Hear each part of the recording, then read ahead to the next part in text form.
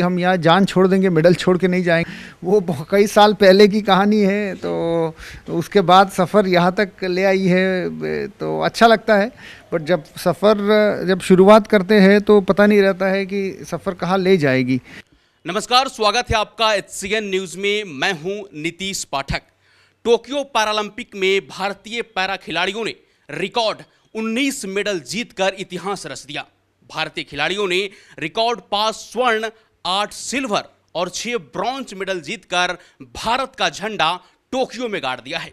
इसी मसले पर हम बात करेंगे। आज मेरे साथ हैं मेडल जीतने वाले देश के पहले IAS अधिकारी सुहास एलवाई जी। सर, आपका HCN न्यूज़ पर बहुत बहुत स्वागत है। Thank you so much. सबसे पहले तो सर, HCN न्यूज़ टीम की तरफ से आपको बहुत बहुत शुभकामनाएं, बधाई। आपने पैरालंपिक में रजत पदक प्राप्त किया है।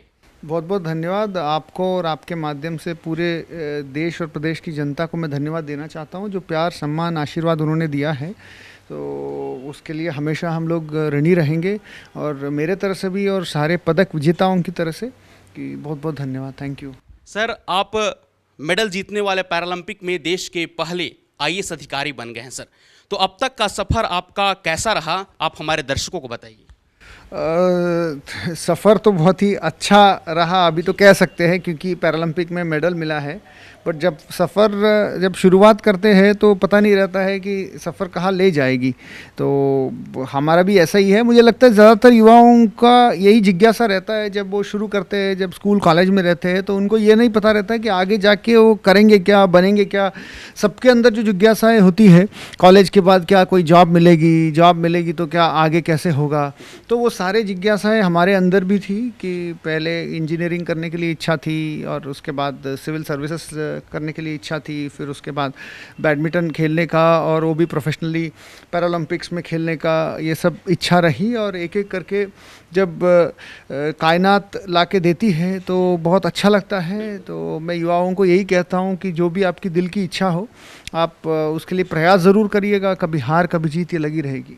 सर, आप टोक्यो पैरालंपिक के लिए जब टोक्यो के लिए रवाना हो रहे थे, तो उस वक्त आपके दिमाग में क्या चल रहा था? और आप एक थोड़ी सी चूक की वजह से आप गोल्ड से चूक गए। देश के लिए रजत प्राप्त किया, लेकिन गोल्ड से चूक गए। उस वक्त आपके दिमाग में क्या चल रहा था, वो क्षण हमारे दर्शकों को साझा कीजिएगा। उसके बारे में बहुत ज़्यादा सोचना इसलिए नहीं चाहते थे कि उससे प्रेशर होता है और नेचुरल गेम हम लोग नहीं खेल पाते हैं। तो जब टोक्यो गए, एक एक पॉइंट, एक एक गेम खेलना नहीं चाहता था, बट दिल के अंदर एक जुनून थी। और ये सोचते थे कि हम यहाँ जान छोड़ देंगे, मेडल छोड़ के नहीं जाएंगे, अंदर सोचते थे। बट उसको बाहर बहुत ज़्यादा सोचने से होता क्या है कि अपने ऊपर प्रेशर होता है। तो इसलिए मैं प्रेशर बिल्कुल नहीं डालना चाहता था। जैसे आपने कहा, 4 पॉइंट से सोना रह गया, बट भाग्य वो देता है जो हम डिज़र्व करते हैं। तो मुझे लगता है कि अच्छा खेलने के बावजूद रजत के लिए सेटिस्फाई होना पड़ा। बट ठीक है, पैरालंपिक में रजत मिलना भी मुझे लगता है कि खुशी और गौरव की बात है। सर, समाज में ऐसी धारणा है कि पढ़ोगे लिखोगे तो बनोगे नवाब, और खेलोगे कूदोगे तो हो जाओगे खराब। इस कथन को आप कैसे देख रहे हैं? तो अभी तो नई धारणा बन रही है कि पढ़ोगे लिखोगे होंगे नवाब, और खेलोगे कूदोगे होंगे लाजवाब। तो ये धारणा बदल जाएगी, और आप देखेंगे कि आने वाले दिनों में लोग पढ़ेंगे लिखेंगे भी और खेलेंगे कूदेंगे भी, और कई काम एक साथ कर सकते हैं। और बशर्ते कि एक तो जो काम चुनते हैं तो उसको करने के लिए शिद्दत के साथ लगनी चाहिए, और दूसरा उस कार्य के प्रति एक प्यार और पैशन होनी चाहिए। तब जो काम आप चयन करते हैं ज़िंदगी में, वो कर सकते हैं। सर, ऐसा माना जाता है कि हर कामयाब पुरुष के पीछे एक महिला का हाथ होता है। तो आपके इस कामयाबी के सफ़र के दरमियान आपकी पत्नी का क्या साथ रहा, कैसा साथ रहा, बताइए। हाँ, आपने बिल्कुल सही कहा कि जनरली कोई भी, जैसे फिल्म में हीरो को देख लेंगे कि हम लोग कि पर्दे के सामने जो दिखते हैं वो ही हमेशा दिखते हैं ज़िंदगी में। तो हम लोग भी वैसे हैं कि पर्दे के सामने जब मेडल हमारे गले में लगाते हैं तो सिर्फ हम लोग दिखते हैं, खिलाड़ी लोग दिखते हैं। पीछे परिवार का, जैसे आपने कहा, पत्नी का बहुत बड़ा सपोर्ट रहता है, फैमिली का, माताजी का, दोस्तों का, हमारे सीनियर्स का, हमारे कलीग्स का, बहुत सारे वेल विशर्स की विशेष रहती है। पूरे उत्तर प्रदेश वासी, भारतवासियों ने जो दुआएं विशेष दी थी, मुझे लगता है कहीं ना कहीं इन सब का ही नतीजा रहता है कि खिलाड़ी जाके वहाँ परफॉर्म कर पाते हैं। सर, अगर आपके हम निजी ज़िंदगी में बात करें तो सर, आप अपनी पत्नी से पहले दरमियान जब आप मिले थे तो कैसे मिले थे, क्या कुछ हुआ था? हम लोग आगरा में मिले थे और आगरा से यहाँ तक जो सफ़र रही है भगवान की कृपा से ठीक रही है। तो सर, आपने पहला शब्द क्या बोला था? अभी तो बहुत साल हो गया, तो जैसे मैंने कहा कि डेस्टिनी ऐसे लोगों से हमें मुलाकात करवाती है और बहुत सारी चीज़ें लाके देती है जो हम सोचते भी नहीं है, तो लगता है कि सपना सा लगता है। तो मैं बस ईश्वर को, भगवान को, डेस्टिनी को धन्यवाद देता हूँ। सर, प्रधानमंत्री नरेंद्र मोदी या ओलंपिक हो या पैरालंपिक हो, जाने से पहले सभी खिलाड़ियों से मुलाकात किए, उनको मोटिवेट किए और अगर कोई भी खिलाड़ी ब्रॉन्ज जीते, सिल्वर जीते, गोल्ड जीते, उनको ट्वीट के माध्यम से, यहाँ तक कि आपको ही प्रधानमंत्री मोदी जी फ़ोन किए, प्रदेश के मुख्यमंत्री योगी आदित्यनाथ जी आपको बधाई दिए। तो उसके बाद जब आप लोग लौटे स्वदेश तो आपको स्वागत किया गया। आप लोगों को पैरालंपिक में स्वागत करने के बाद प्रधानमंत्री जी के बगल में आप बैठे थे और आपने बोला था कि प्रधानमंत्री के बगल में बैठना गोल्ड से कम नहीं है। खिलाड़ी या इंसान होने के नाते हमें गर्व महसूस होता है कि जो कुछ भी हमने टोक्यो में मेहनत की, कुछ लोगों को मेडल आया, कुछ लोगों को नहीं आया, दोनों को उसी तरह से सब लोग मिले और हम लोगों को सम्मान दिया। तो हमें लगता है कि इससे बड़ी चीज़ कोई हो नहीं सकती है। सर, रिसर्च के दौरान हम जब आपका इंटरव्यू देख रहे थे तो बहुत सारे इंटरव्यू में आपने बताया कि आपके पिता कभी ऐसा महसूस नहीं होने दिए कि आप अलग हैं, लेकिन समाज में ऐसी धारणाएं थी, इसके लेकर आपने जिक्र भी किया है। तो समाज के लोग कैसे देख रहे हैं इस सिचुएशन को, इस चीज़ को, और अब क्या उनमें परिवर्तन आ रहा है? देखिए, जब प्रशंसा और आलोचना दोनों समाज से हर व्यक्ति को, हर इंसान को मिलती है, तो आपको भी मिलती होगी। कुछ लोग आपकी प्रशंसा करते होंगे, कुछ लोग आपकी आलोचना करते होंगे। आप इस धरती पे कोई इंसान नहीं है जिसकी प्रशंसा और आलोचना दोनों ना होती हो। तो इसलिए दोनों को एक तरह से मैच्योरली लेना चाहिए और फाइनली हमें ये सोचना चाहिए कि प्रकृति ने हमें जो दिया है, क्योंकि प्रकृति हर एक को हर चीज़ नहीं देती है, जो भी हमें मिलता है उसके बाद हम क्या कर सकते हैं, उसको अगर करके दिखाएंगे तो जो समाज कभी पत्थर फेंकती है वही समाज माला भी पहनाती है। तो इसलिए मैं तो ये मानता हूँ कि हमें अपने आप को सही रास्ते पे चलते रहना चाहिए। बाकी तो जो डेस्टिनी या सफ़र जो देती है, ज़िंदगी जो देती है, हमेशा ठीक ही देती है।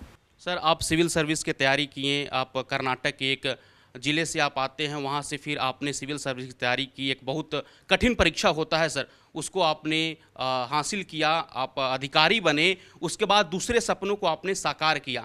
तो एक अधिकारी बनना, दूसरा एक खेल की तरफ ध्यान देना, दोनों को सर आप कोऑर्डिनेट कैसे कर रहे हैं?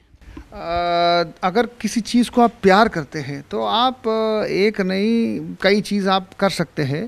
तो जैसे मैं अपनी जॉब को भी प्यार करता हूं और साथ में खेल को भी प्यार करता हूं। बहुत बार युवा ये सोच के ही पहला कदम नहीं रखते कि ये सोचते हैं कि शायद मैं अगर ये रास्ता अपनाऊंगा तो शायद उसमें हार हो जाएगी, शायद ये 2-3 काम मेरे से हो नहीं सकता है।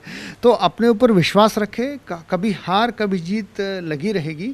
तो मैं आपके माध्यम से भी युवाओं से यही कहना चाहता हूँ। तो मैं ये नहीं कह रहा हूँ कि हमने कोई बहुत ज़्यादा अचीव कर ली, बट जो भी थोड़ा बहुत हमने की है तो सिर्फ इसी वजह से की है। कहीं ना कहीं एक आत्मविश्वास जो बचपन में पिताजी ने भरा था उसको लेकर एक तरह से मोर्चे पे चल पड़े तो इस मुकाम तक ज़िंदगी में पहुँचे हैं।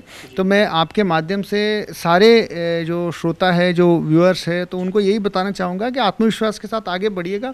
कभी हार और कभी जीत तो ये लगी रहेगी। सर, एक छोटा सा सवाल, एक और लास्ट सवाल हम आपसे, बस लास्ट सवाल, आपने सर तैयारी कैसे की? मतलब कि जो आपने तैयारी के दिन के हिसाब से अगर देखा जाए तो आपने अपनी पैरालंपिक के लिए तैयारियां कैसे की? आप एक ऑफिस भी संभाल रहे थे, उसके बाद कैसे आप प्रैक्टिस करते थे? दर्शकों को शॉर्ट में बता दीजिए। फिल्म अगर 3 घंटे का हो तो लास्ट में 5 मिनट क्लाइमैक्स होता है। ये ओलंपिक्स पैरालंपिक्स वैसे जो लास्ट 5 मिनट क्लाइमैक्स है, इससे पीछे बहुत ज़्यादा, जैसे आपने कहा, तैयारी, सफ़र, बहुत सारे पसीना जो बहाते हैं, वो पहले की पूरा 2.5 घंटे का फिल्म है। और जो क्लाइमैक्स जनरली लोगों को दिखता है, तो ये हर खिलाड़ी करते हैं, ऐसे नहीं किसी हमारे नहीं, हमसे ज़्यादा पसीना बहाने वाले होंगे। तो कहीं ना कहीं मेहनत और लगना पड़ता है, जुनून के साथ लगना पड़ता है। तो एंड मैं भाग्य को धन्यवाद देता हूं, क्योंकि लगते तो बहुत लोग हैं, कोशिश भी बहुत लोग करते हैं, और भाग्य ने पैरालंपिक मेडल दिया है।